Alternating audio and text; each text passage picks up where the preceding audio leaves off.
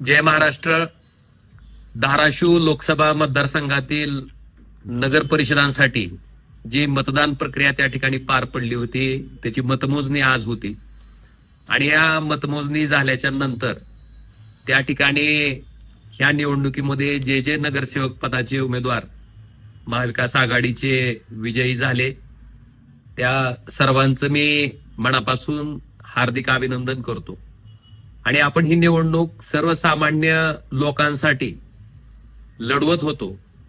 आणि जरी आपली सत्ता नसली तरी जी जबाबदारी लोकांनी आपल्यावर टाकली त्या जबाबदारीचं भान ठेवून 24 तास लोकांमध्ये राहून लोकांसाठी आपण काम करत राहावं एवढी विजयी झालेल्या सर्व नगरसेवक पदाच्या उमेदवारांना मी विनंती करतो. आणि शेवटी जनमताचा कौल आहे तो मान्य आहे. आणि ह्या निवडणुकीमध्ये समजा जिथं कुठं आम्ही काम करण्यात कमी पडलो असेल, काही त्या ठिकाणी राहिला असेल तर त्याच्यात सुद्धा सुधारणा करून अजून परत तेवढ्याच ताकदीनं लोकांसाठी सक्रिय पद्धतीनं काम करत राहू. जे उमेदवार ह्या निवडणुकीमध्ये नगराध्यक्ष पदाचे आणि नगरसेवक पदाचे पराभूत झाले त्यांच्यासाठी सुद्धा माझी कळकळीची विनंती आहे की आपण हताश निराश होऊ नका.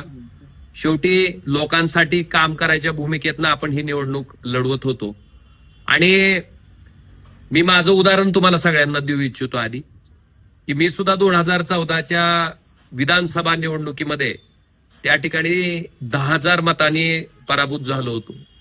आणि हा पराभव झाल्याच्या नंतर साधारणतः 3-3.5 मतमोजणीची प्रक्रिया संपली.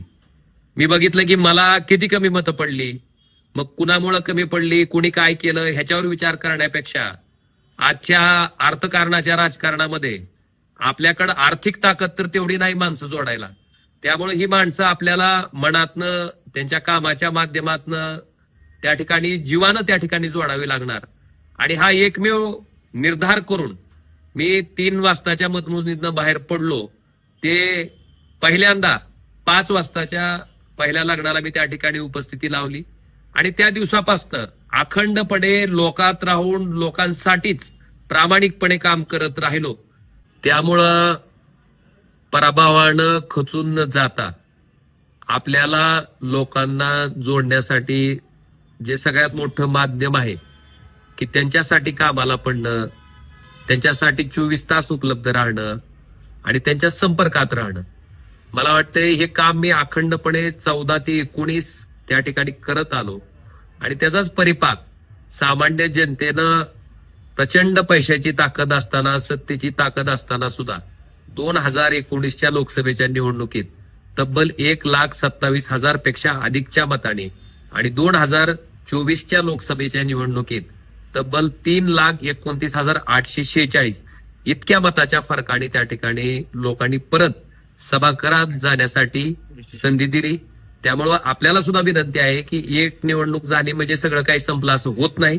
आपल्याला लढा हा द्यावाच लागणार आहे. आणि त्याच्यासाठी लोकांच्या संपर्कात जाऊन काम करणं, त्यांच्यासाठी सतत उपलब्ध असणं, मला वाटतं हा मूलमंत्र त्या ठिकाणी आपण पाळून जर काम करत राहिलो तर निश्चित पुढच्या निवडणुकीमध्ये यश हे आपलंच असणार आहे. आणि मला वाटतंय आपल्याला सुद्धा माझी विनंती आहे की पराभव झाला म्हणजे काही एक निवडणूक नाही, अजून 5 वर्षानं परत निवडणुका त्या ठिकाणी येणार आहेत. पण आपण खचून न जाता, निराश न होता तेवढ्याच ताकदीनं लोकांमध्ये राहून जेवढी मतं आपल्याला कमी पडलीत तेवढी मतं जोडण्यासाठी, माणसं जोडण्यासाठी जे काही कष्ट घेणं आपल्याला अपेक्षित आहे, लोकांसाठी काम करणं अपेक्षित आहे, त्याच्यासाठी सामान्य लोकांसाठी आपण सगळ्यांनी सक्रिय राहावं असं सगळ्या पराभूत उमेदवारांना सुद्धा मी महाविकास आघाडीच्या नम्र आवाहन करतो. आणि निश्चित हा आपला संघर्ष हा सर्वसामान्य जनतेसाठी, सर्वसामान्य लोकांसाठी आहे. त्यामुळं त्यांच्यासाठी आवश्यक असणाऱ्या सगळ्या गोष्टी मला वाटतंय एक लोकप्रतिनिधी या नात्यानं आपण सगळेजण ताकदीनं पूर्ण करत जाऊ.